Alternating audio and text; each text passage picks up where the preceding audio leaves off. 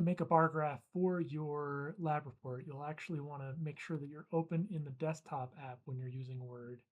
Using the online version doesn't have all the features, so open it on the desktop first. Click Insert, then click Chart, and then select the column chart, and then click OK. This will give you this basic chart right here, and so we're going to make some adjustments to this data table that's popped up here. So first, delete the Series 2 and the Series 3 columns, then delete the Category 4 row. So this should give us 3 columns for each of our treatments. We're going to label this column our mean, and this column our standard deviation.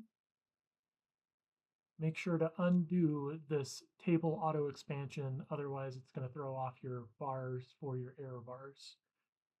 And then for each one of these rows, I'm going to put in the category for my independent variables. So I have my chow, I've got my birch leaves, and I've got my pine needle options.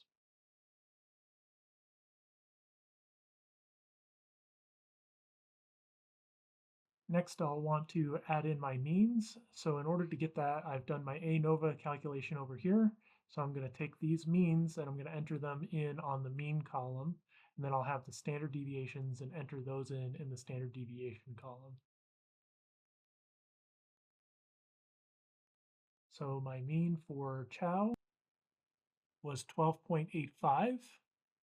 My mean for birch leaves was 14.61. And my mean for pine needles was 6.40.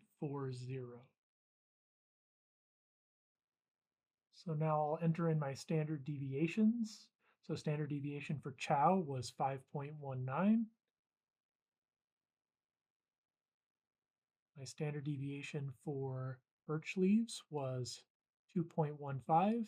And my standard deviation for pine needles was 3.70. So now that we've added all of our data to the table, we'll make some adjustments on this bar graph here. So select the bar graph and click this plus symbol here. We'll want to add axis titles, and then we'll want to remove the legend because we don't need that for our purposes. And then we're going to want to add error bars. So select error bars and then click the side arrow, and click more options. Then select custom, and then specify values. In this box, we'll highlight our standard deviation column for our positive values, and we'll do the same thing, highlight our standard deviation column again for negative values, and this should give us our error bars at the right spot. And we should be able to close this data table. Another thing that you could do is add chart element up here at the top corner, and you can add all of this stuff in these options as well. Next, we'll focus on changing our title. We want to make sure that we have a descriptive title. And so that means that our title is going to describe how our independent variable affected our outcome or our dependent variable. So for this title, I'm going to say food preferences of unicorns when offered free choice options.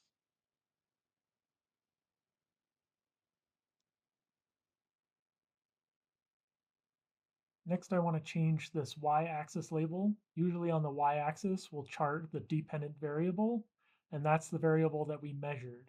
So in this case, I'm actually going to make it say the average amount of food consumed daily.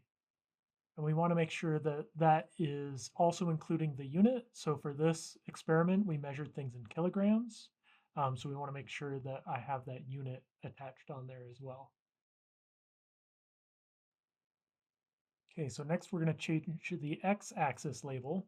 And on the x-axis is usually where we graph our independent variables. So for our independent variable, we're just going to put here type of food offered.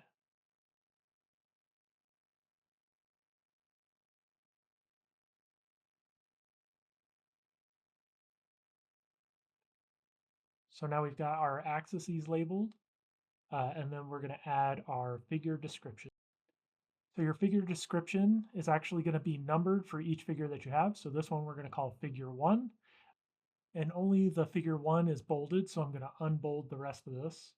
And then I'm just going to put the data points that I think talk about my experiment well. So here I'm going to say that the birch leaves had the highest level of preference. And I'm going to call out the mean on that. So my mean for that was 14.61 kilograms.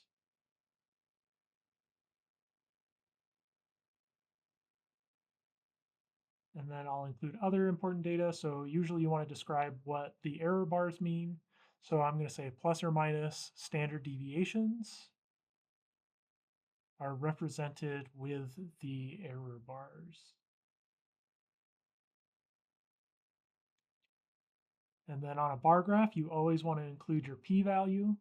So I'm going to say that the p-value is p equals 0.014.